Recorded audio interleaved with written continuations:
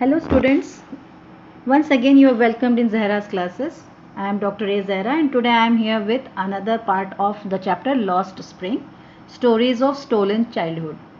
This chapter is written by Anis Jung and it is taken from your book Flamingo. In previous part we discussed about the story of Sahib Alam, who was a rag picker from Simapuri, which is at the periphery of Delhi. And in this part we will discuss about another boy, Mukesh. But before that we will see why the author has written it as Lost Spring. In previous lecture also I have told you, I have explained why it is Lost Spring, because many children in this country are deprived of education, deprived of good life, and because of burden of survival, burden of child labor, their childhood has lost, and that's why this is called as Lost Spring by the author.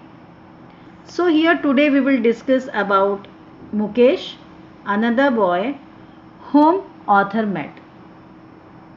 I want to drive a car.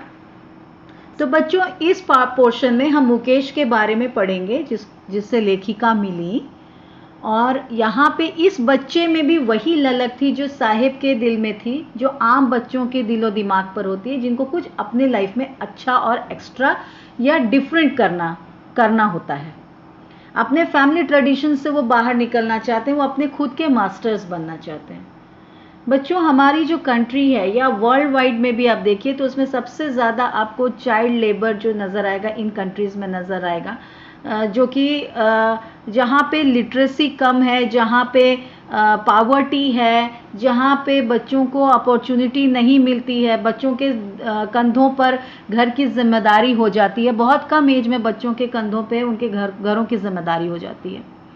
बहुत जगह आप ये भी देखने को मिलता है कि जो ट्रेडिशन होता है, जो ट्रेडिशनल काम होता है घर का, कि हमारे बाबा करते थे, हमारे दादा ग्रैंडफादर, तो the traditional work, family tradition जो है वो भी बच्चों के ऊपर एक बर्डन का रोल प्ले करता था। क्योंकि जो ट्रेडिशनल काम है वही हमारे बच्चे भी करेंगे। तो इसमें उन बच्चों को उस सोच से बाहर निकलने का मौका नहीं मिलता, और वो अगर चाहते भी हैं तब भी वो निकल नहीं पाते हैं। So students, in this part, Anis Jung tells us about Mukesh. He is another boy and he wants to be his own master. उसको अपना खुद मास्टर होना है, उसको अपनी आज़ादी प्यारी, अपने दिल और दिमाग का, सोच का वो काम करना चाहता है। और ये लड़का जो है ये फिरोज़ाबाद से है, जहाँ फिरोज़ाबाद आपको पता है यहाँ बहुत बड़ी इंडस्ट्री है, ये एक ग्लास मेकिंग की, शीशे का काम होता है, और बेसिकली चूड़ियाँ बनाने का काम होता है। जो बैंगल्स होते हैं, शीशे की, कांच की चूड़ियाँ जो होती हैं, वो यहाँ पे बहुत छोटे छोटे बच्चे काम करते हैं इसमें। और घर का ट्रेडिशनल वर्क है ये बड़े से लेके बूढ़े से लेके बच्चे तक सारे लोग इस बैंगल मेकिंग या ग्लास मेकिंग इंडस्ट्री से एसोसिएटेड है। घर की लड़कियाँ भी करती हैं, लड़के भी करते हैं।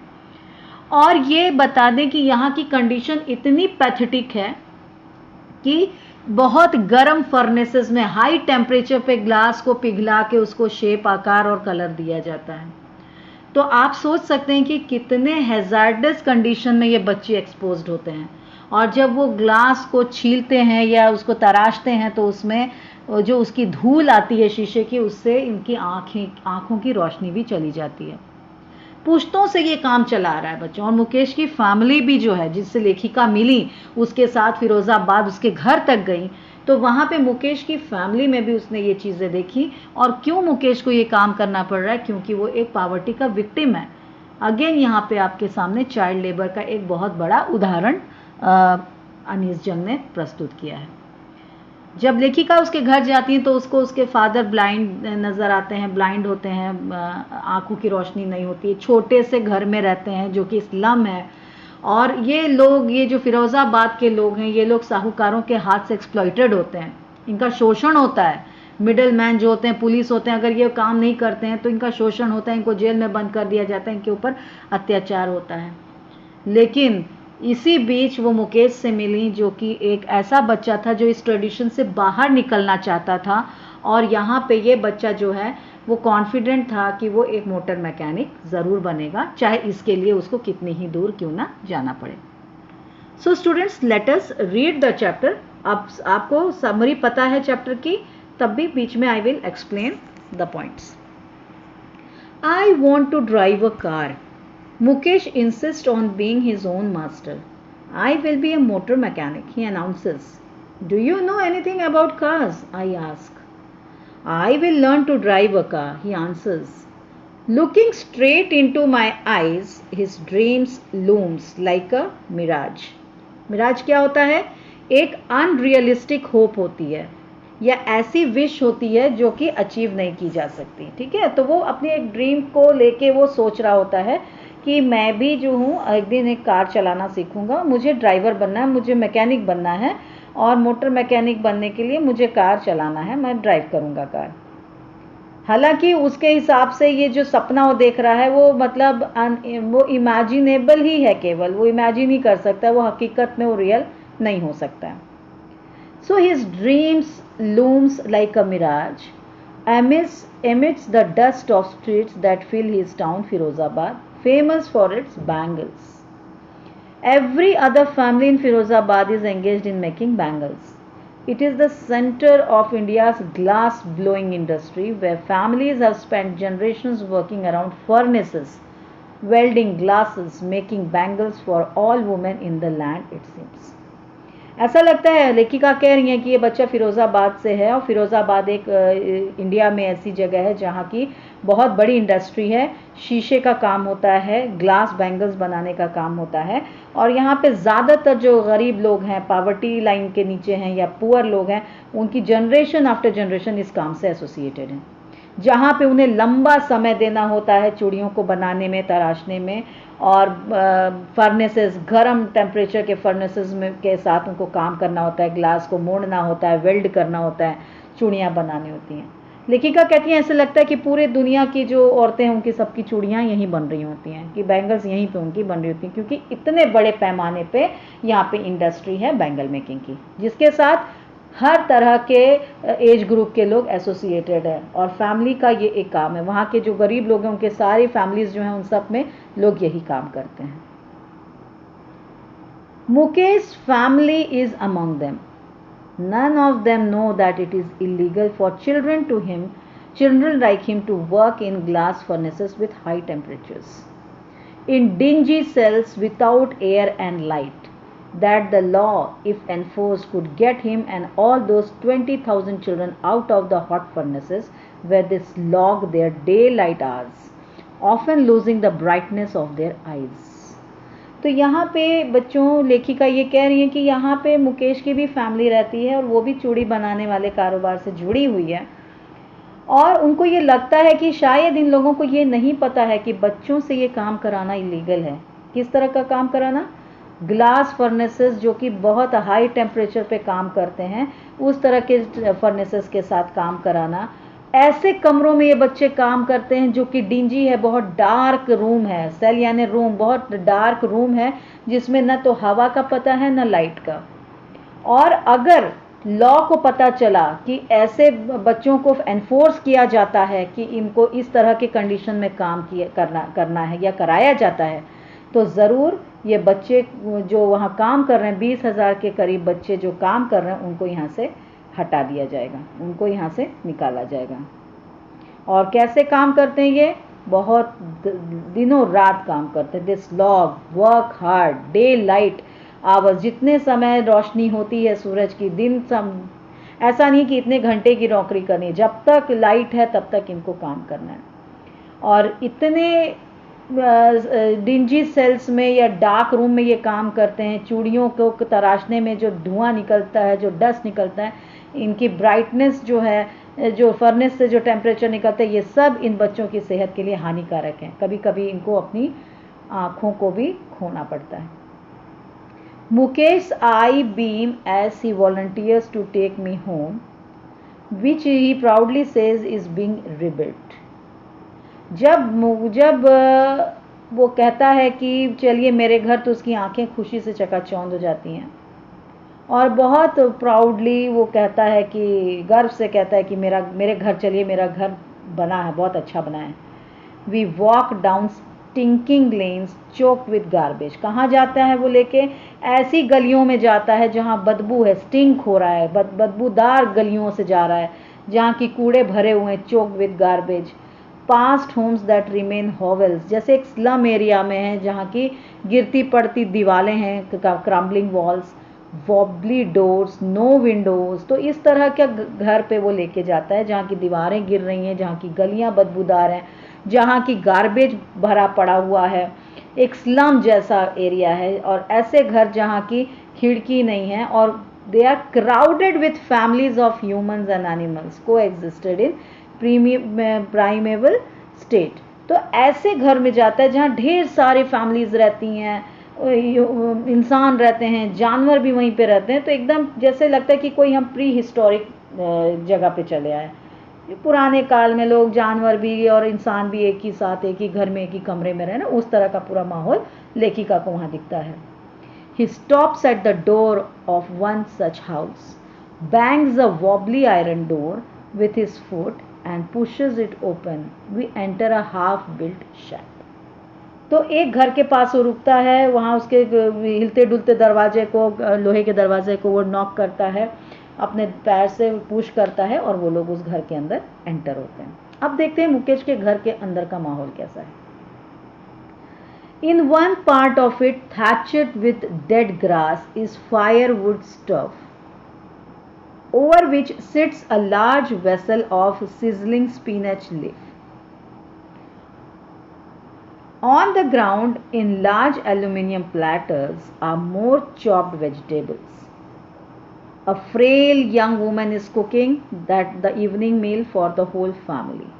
तो यहाँ पे जब वो घुसती हैं तो एक तरफ उनको थाचड यानी कि टुकड़े किए हुए घास के बहुत सारा वहाँ पे एक झुरमुट नज़र आता है, बहुत वहाँ पे रखा हुआ जलाने के लिए कुछ सामान रखा होता है और स्टोव जल रहा होता है। स्टोव का मतलब वहाँ चूल्हा जल रहा होता है, फायरवुड स्टोव यानी चूल्हा, लकड़ी का चूल्हा जल रहा होता है और उसके ऊपर एक बड़ा सा बर्तन रखा होता है जिसके अंदर की कुछ पत्तियाँ स्पिनच की, पालक की उबल रही हैं।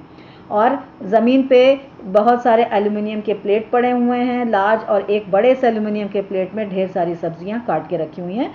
और वहीं बगल में एक फ्रेल यानी बहुत वीक सी एक यंग लेडी जो है वो खाना पका रही है, यानी लेखिका को लगता है कि शाम की मील तैयार कर रही है पूरी फैमिली के लिए।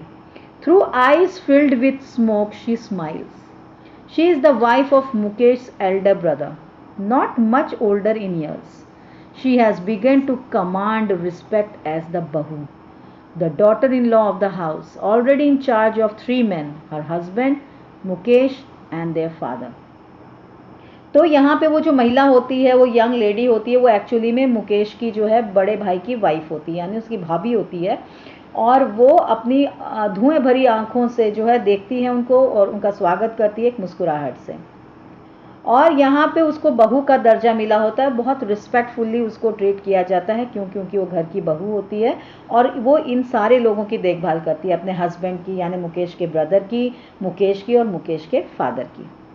When the older man enters, she gently withdraws behind the broken wall and brings her veil closer to her face. Well यानी आंचल जो होता है, ठीक है। तो जब मुकेश के फादर एंटर हो रहे हैं, ओल्ड मैन एंटर होता है, तो इंडियन ट्रेडिशन में होता है जो बहू है वो घर के बड़ों को देख के जो है वो अपने आप को पर्दा कर लेती है, वो एक संस्कार होता है, ट्रेडिशन होता है। और वो जो साड़ी है उसका जो पल्लू है, आंचल है, उससे अपने चेहरे को वो ढक लेती है। As custom demands, daughter in law must veil their faces before male elders. In this case, the elder is an impoverished bangle maker. तो यहाँ पे एक इंडिया में कल्चर है, ट्रेडिशन है कि कोई भी बड़ा घर में आता है, मेल स्पेशली एंटर करता है, तो जो घर की बेटी बहुएं होती हैं वो अपने चेहरे को आंचल से ढक लेती हैं, छुपा लेती हैं, एक रिस्पेक्ट है ये। और वो ये किसके सामने कर रही होती हैं? जो घर के सबसे ओल्डेस्ट मेंबर हैं और एल्डर मेंबर हैं, जो कि बहुत गरीब बैंगल मेकर हैं, चूड़ी बनाने वाले हैं। Despite long years of hard labor, first as a tailor, then a bangle maker, he has failed to renovate a house, send his 2 sons to school, All he has managed to do is teach them what he knows, the art of making bangles. It is his karam, his destiny, says Mukesh's grandmother, who has watched her own husband go blind with the dust from polishing the glass of bangles. Can a God-given lineage ever be broken? She implies. Born in the caste of bangle makers, they have seen nothing but bangles in the house, in the yard, in every other house, every other yard, every street in Firozabad.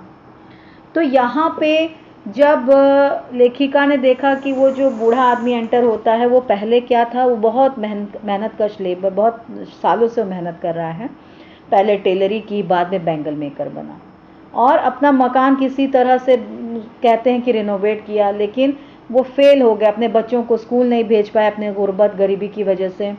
बस बहुत कुछ क्या कर सके वो अपने बच्चों के लिए कि उनको वो गुण सिखाया जो गुण से वो अपनी रोजी रोटी कमाते थे, यानी कि चूड़ी बनाने का जो आर्ट था उन्होंने अपने बच्चों को सिखाया। और ये चीज़ जो है उस मुकेश की जो ग्रैंड मदर है, जो दादी, वो कहती कि अपने अपने कर्म है, अपने अपने भाग्य हैं, भाग्य से ही इंसान को उसकी रोटी या उसका जो भी है वो भाग्य से ही मिलता है। उसकी दादी ने भी जो घर के बाकी लोगों को देखा, अपने हस्बैंड को देखा, वो भी ब्लाइंड हुए केवल इसी काम करने के दौरान, क्योंकि यहाँ पे उनको चूड़ियों को पॉलिश करना होता था और पॉलिश के दौरान जो कांच के टुकड़े निकलते थे, उसकी जो धूल निकलती थी, उससे आंखें खराब हो सकती थी। उनका ये भी कहना था कि जो घर का कारोबार है, जो ट्रेडिशन है, जो फैमिली से जो कारोबार आता है, तो वो फैमिली रिडन कारोबार कोई कहीं छोड़ के जा सकता है, उसको कोई नहीं छोड़ सकते। जो ट्रेडिशन है, जो फैमिली से आ रहा है, लीनिएज आफ्टर लीनिएज, यानी कि पुश दर पुश जो लोग काम कर रहे हैं उस काम को नहीं छोड़ा जा सकता। और ये भी कहती है कि हम जिस कास्ट में पैदा हुए हैं, यानी बैंगल मेकर्स के कास्ट में हम पैदा हुए हैं, तो उन्होंने कुछ नहीं देखा, केवल हर जगह चूड़ियाँ ही देखी, चाहे घर पे देखी हूँ, चाहे यार्ड में देखी हूँ, घर से बाहर देखी हूँ, यानी पूरे फिरोज़ाबाद की गलियों में चूड़ियाँ ही चूड़ियाँ हैं। तो ऐसे माहौल में यही काम एक बचता है और दूसरा कोई काम नहीं किया जा सकता। Spirals of bangles, sunny, gold, paddy, green, royal blue, pink, purple, every color born out of 7 colors of rainbow, lie in a mounds in unkempt yard, are piled on 4-wheeled hand carts pushed by young men along the narrow lanes of the shanty town. यानी कि बहुत सारी चूड़ियाँ लेखिका ने देखा, spiral bangles, गोल, हर design की bangles, colours, gold, green, blue, pink, yellow, यानी रेनबो के जो 7 कलर होते हैं, इंद्रधनुष के जो 7 कलर्स होते हैं, उसके अलावा बहुत सारे कलर्स मिला के बनाई हुई चूड़ियाँ होती हैं और वो पाइल्स की हुई होती हैं। ऐसे यार्ड में अनकेप्ट, यानी जो सही से न रखा गया हो, ऐसे यार्ड्स में रखी गई, यहाँ वहाँ चूड़ियाँ फेंकी हुई हैं, पाइल्ड होती हैं, फिर उसको कार्ट के ऊपर रख के, ट्रॉली के ऊपर रख के, कुछ लड़के जो हैं, कुछ लोग उनको लेके जाते हैं और शैंटी टाउन्स के जो गलियां होती हैं, ऐसे शहर जहाँ की रफ और छोटे छोटे बिल्ट हट्स होते हैं, जो ऐसी गलियों से वो लेके कार्ट में चूड़ियों को मार्केट तक लेके जाते हैं। And in dark hutments next to lines of flames of flickering oil lamps sit boys and girls with their fathers and mothers welding pieces of colored glass into circles of bangles. और डाक घरों में जहाँ रोशनी नहीं है, बहुत कम है, सूरज की रोशनी में ही जितना काम हो सकता है, उतने गरीब हैं क्योंकि घर बिजली का भी कोई प्रावधान नहीं है, ऐसी घरों में जो अगली पीढ़ी भी है वो लैंप के रोशनी में, दिए की रोशनी में छोटे छोटे बच्चे जो हैं अपने माँ पिता के साथ बैठ के ये चूड़ियों का काम करते हैं, उसको वेल्ड करते हैं, उसको सर्कल में बैंगल्स में कन्वर्ट करते हैं। Their eyes are more adjusted to the dark than to the light outside. और सही बात है, वो पूरी ज़िंदगी डार्कनेस में गुजारी, अंधेरे में, अंधेरे बंद कमरों में, तो उनकी आंखें ज़्यादा कस्टम्ड हैं डार्क के एज़ कम्पेयर टू लाइट। वो लाइट में ज़्यादा नहीं उन्होंने अपनी ज़िंदगी गुजारी जितनी उन्होंने अंधेरे में गुजारी, तो उनकी आंखें भी अंधेरे के लिए ही ज़्यादा एडजस्टेड है as compare to light. That is why they often end up losing their eyesight before they become adult. और यही रीज़न है, एक तो डस्ट और दूसरा रीज़न ये कि ज़्यादातर समय डार्क में बैठ के काम किया, इसकी वजह से इनकी आंखों की रोशनी भी, इनके बड़े होते होते इन बच्चों की आंखों की रोशनी भी ख़त्म हो जाती है। Savita, a young girl in drab pink dress, sits alongside an elderly woman, soldering pieces of glass. As her hands move mechanically like the tongs of a machine, I wonder if she knows sanctity of bangles she helps make. तो यहाँ पे उन्होंने एक लड़की को देखा, सविता जिसका नाम था, वो एक पिंक ड्रेस में बैठी हुई अपने एल्डरली वुमेन के साथ, घर की एक बूढ़ी लेडी के साथ बैठी हुई है और ये ग्लास का काम, चूड़ी बनाने का काम कर रही है और उसके हाथ इतनी तेज़ी से चल रहे हैं जैसे कि एक मशीन चलती है। तो लेखिका यहाँ पे ये वंडर करती कि क्या उसे पता है इन चूड़ियों का महत्व क्या है, सैंक्टिटी क्या है, सैक्रेड, किसी होली चीज़, उस चूड़ी का क्या महत्व है। तो it symbolises an Indian women सुहाग। चूड़ी का मतलब, जो लेडी ने चूड़ी पहनी है मतलब उसकी सुहाग की निशानी है कि वो मैरिड है। ये एक ऑस्पिशियसनेस है मैरिज में, मतलब ये मैरिड होने की एक निशानी है। और it will dawn on her suddenly one day when her head is draped with a red veil, her hands dyed red with henna and red bangles rolled into her waist. तो वो कह रही है इसका भी वही अंत होना है, इसका भी वही एक फेट है लड़की का कि इसको भी एक दिन यही सुहाग की चूड़ी पहननी है और एक रेड साड़ी पहननी है और जो है हाथ में हिना सजा के इसकी भी मैरिज होगी। और इसका, इस बच्ची का भी यही फेट है, जब तक बच्चे हैं तब तक घर पे चूड़ियाँ बना रहे हैं और एक दिन जो है सडनली इसकी शादी होगी और इसको भी लाल जोड़े में आना है, रेड वेल से अपने सर को ढांकना है, हाथ में हिना लगेगी और यही बैंगल्स उसके कलाई पर होंगी जो ये सिंबलाइज करेंगे कि ये भी एक सुहाग की निशानी है और ये भी सुहागन है। She will then become a bride, सुहागन बनेगी, एक दुल्हन बनेगी, like the old woman besides her who became one many years ago। मतलब बिल्कुल उसी औरत की तरह ये भी बनेगी जैसे उसकी बगल में जो ओल्ड लेडी बैठी, कभी वो भी इस तरह से लड़की रही होगी और उसकी भी कभी शादी हुई होगी और अब वो इसी कंडीशन में वो शादी करके वो इसी जगह पे रह रही है और सेम यही फेट जो है इस छोटी बच्ची का भी होगा। She still has bangles on her wrist but no light in her eyes. मतलब उस ओल्ड लेडी के हाथ में बैंगल तो है लेकिन उसके आंखों में ना तो कोई लाइफ है, ना कोई चार्म है, ना कोई चमक है। एक वक्त शेर भर खाना भी नहीं खाया, शी सेज। तो वो ओल्ड लेडी कहती है कि इतने समय से यहाँ पर है लेकिन एक वक्त भी पेट भर के उनको खाना नहीं मिला है। She says in a voice of drained of Joy, यानी कि बिना जॉय के, हैप्पीनेस के, वो इस तरह से निराश होके वो कहती कि एक वक्त का भी खाना ढंग से इतनी ज़िंदगी में नहीं मिला। She had not enjoyed even one full meal in her entire life. मतलब एक वक्त का पूरा पेट भर खाना भी इस औरत ने अपनी पूरी ज़िंदगी में अभी तक नहीं वो खा पाई है। That's why she has reaped her husband an old man with flowing beard says, I know nothing except bangles. All I have done is make a house for the family to live in. Hearing him, one wonders if he has achieved what many have failed in their lifetime. He has a roof over his head. The cry of not having money to do anything except carrying on the business of making bangles, not even enough to eat, rings in every home. ठीक है ना। तो यहाँ पे वो बंदा जो है, जो इस लेडी का हस्बैंड है, वो बोलता है कि हमने पूरी ज़िंदगी कुछ भी नहीं किया, सिर्फ चूड़ियाँ बनाई हैं। और उनको ये लगता है कि वो ये आदमी कहता है, इसका हस्बैंड, उस लेडी का हस्बैंड कहता है, जो ओल्ड लेडी उसका हस्बैंड कहता है कि हमने कुछ भी नहीं किया है लेकिन हमने सिर्फ एक काम किया है कि हमने अपने सर पे एक छत बना ली, जो कि एक बहुत बड़ा काम है। आज के समय में हर इंसान ये चीज़ अचीव नहीं कर सकता कि एक अपने सर पे छत बना ले, लेकिन फिर भी इसने छत बना ली। और एक व्यथा इन घरों में घूमती है कि इन लोग के पास पैसे नहीं होते, इनके पास इनफ अमाउंट नहीं होता कि ये पेट भर खाना खा सकें। और ये हर घर की कहानी वहाँ पे फिरोज़ाबाद में है।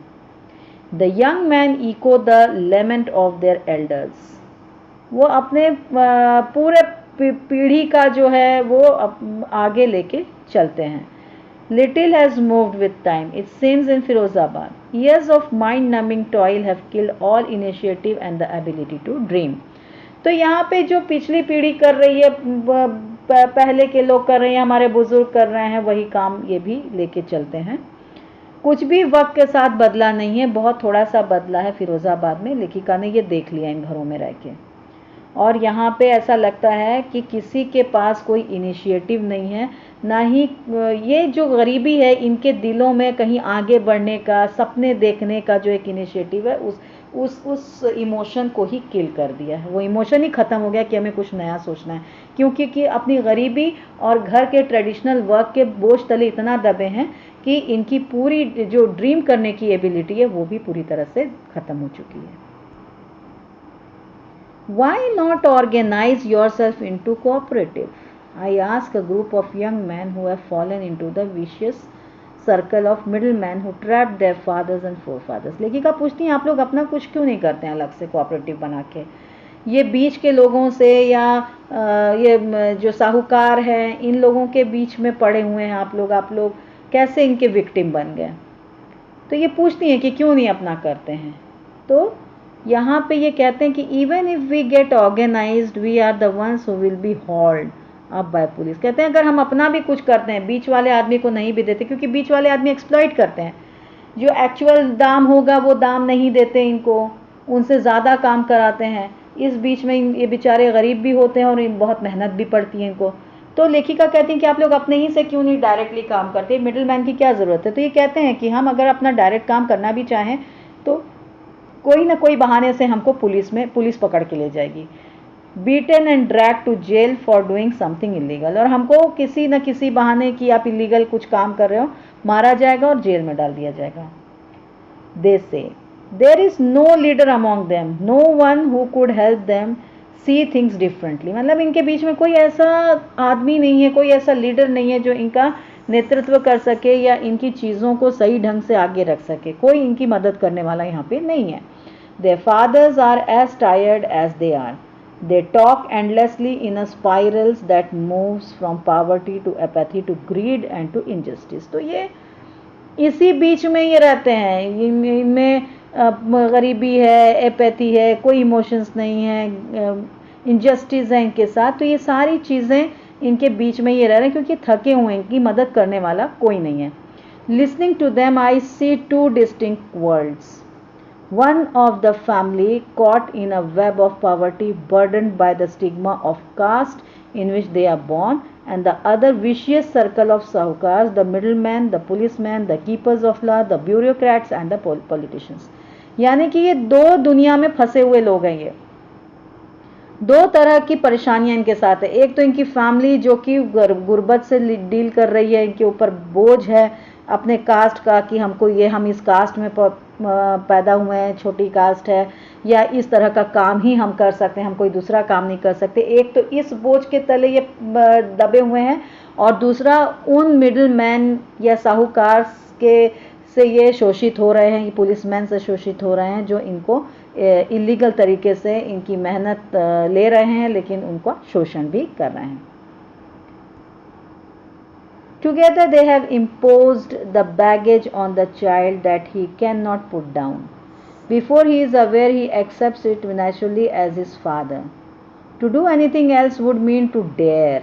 यानी कि यहाँ पे इन्होंने अपने बच्चों के कंधों पे भी वो बोझ डाल रखा है कि जो हम कर रहे हैं, जो हमारी ट्रेडिशन में आ रहा है, जो हमारे पूर्वज करते थे, जो हमारी पीढ़ियाँ करती थी, वही तुम्हें करना है। और वो उन बच्चों को एक्सेप्ट करना ही पड़ता था। क्यों? क्योंकि उनके पास हिम्मत नहीं है कि वो कुछ नई चीज़ों को डेयर कर सके, क्योंकि जैसे वो कुछ नई चीज़ों को डेयर करेंगे उनके ऊपर शोषण शुरू हो जाएगा, चाहे पुलिस हो, चाहे मिडिल मैन हो, चाहे कोई भी हो, वो शोषित हो जाते हैं। And daring is not part of his growing up. तो यहाँ पे ये डेयर नहीं कर सकते, हिम्मत नहीं कर सकते, और हिम्मत ये कहीं से ला नहीं सकते, क्योंकि ग्रोइंग अप फेज़ में भी इन्होंने वही देखा है जो इन्होंने अपने फादर को करते हुए देखा है। तो किसी न किसी तरह कोई भी मेंबर जो है वो नई चीज़, नए सपने को ड्रीम नहीं कर सकता।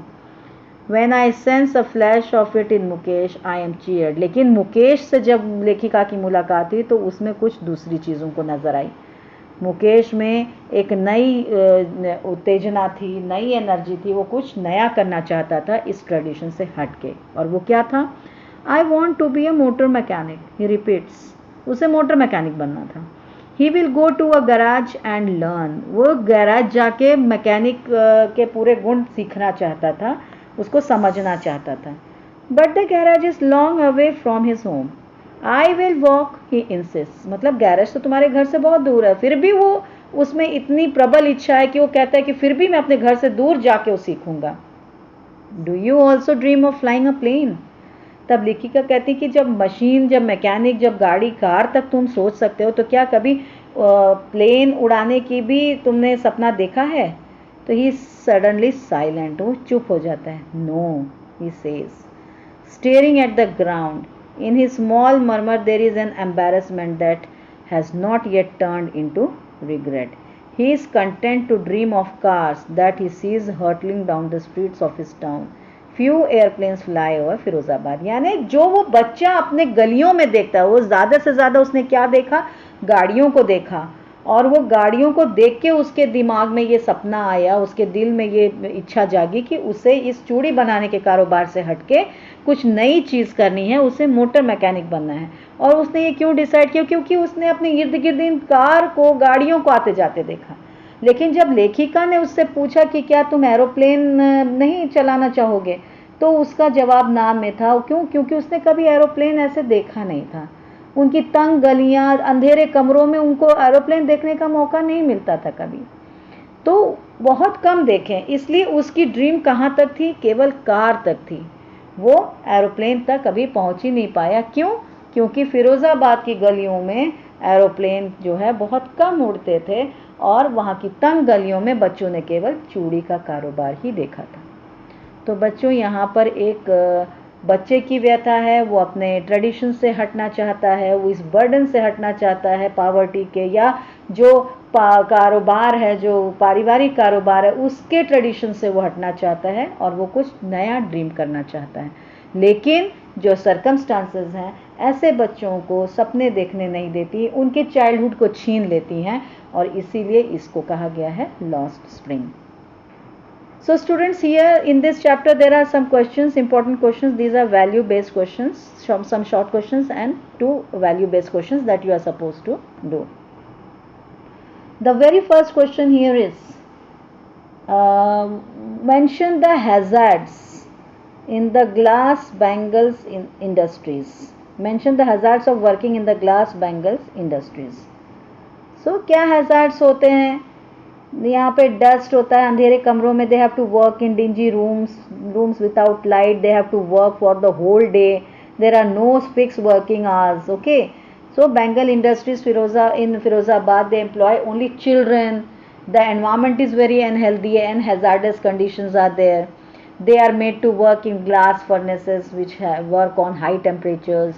They have to work in dingy cells, very small rooms without air and light, and thousands of children work there. About 20,000 children work there, and sometimes they lose their eyesight because they have to work, and they have to deal with the dust from polishing the glass of the bangles. So many children, they lose their eyesight before they become adults. So this is the question that is to be answered. Then how is Mukesh's attitude towards his situation different from that of his family? So here Mukesh wants to be his own master. वो अपना मालिक खुद बनना चाहता है, because he has seen enough poverty, danger, and again he has seen the hazardous conditions in the glass bangle industry, and he wants to become motor mechanic.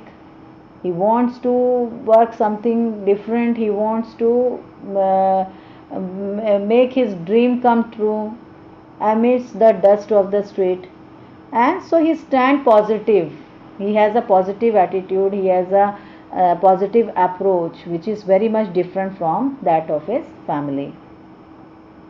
So, and in Firozabad, people, they are struggling to survive and they are ready to take the burden of the lineage. यानी अपने पूर्वज का burden लेके चलते हैं, क्योंकि उनको survive करना, बहुत गरीबी है, वो दूसरा कुछ सोच नहीं सकते. They cannot think different. But Mukesh is a boy that who wants to rebuild his destiny. He wants to work on his destiny. He wants to change his fate, his destiny, and he don't want to be a glass bangle maker. So this is what you are supposed to write. Then most of us do not raise voice against injustice. This is value based question. Okay, most of us do not raise voice against injustice in our society. Anis Jung in her story Lost Spring highlights the miserable life of street children and bangle maker of Firozabad. What values do we need to inculcate among the people who bring back the springs in life of these children? तो किस तरह की values बच्चों हमें सब में डालनी चाहिए ताकि हम इस तरह के बच्चों की मदद कर सकें जिनका बचपन खो चुका है। हम लोग बहुत सारे लोग बहुत चीज़ें जानते हैं लेकिन हम किसी भी तरह की आवाज़ उठाना नहीं चाहते। अनीस जंग ने एक आवाज़ उठाई अपनी कहानी के माध्यम से, लेखनी के माध्यम से, और ये बहुत काम करती रही हैं। और ज़्यादातर वर्क इन्होंने स्ट्रीट मिजरेबल लाइफ जो लीड की है बच्चों ने, जो बैंगल मेकिंग इंडस्ट्री है फिरोज़ाबाद में, तो उन्होंने काम किया। तो हम में से कौन इस तरह का काम करना चाहेगा, कैसे वैल्यूज़ हमको डालने चाहिए ताकि हम इस तरह के बच्चों की मदद कर सकें। So this question is very important, value based question. आप अपने व्यूज़ इसमें लिखिए। And another question is you have to write an article that is about 100 to 150 words on child labour in India. You can write it. So students, I hope the things are clear and this chapter is over. We will meet in next chapter. Thank you. Like, share and subscribe, and also subscribe my another channel, that is Zahra's Classes Hindi, and don't forget to press the bell icon so that you get the notification as soon as I upload a new video. Thank you.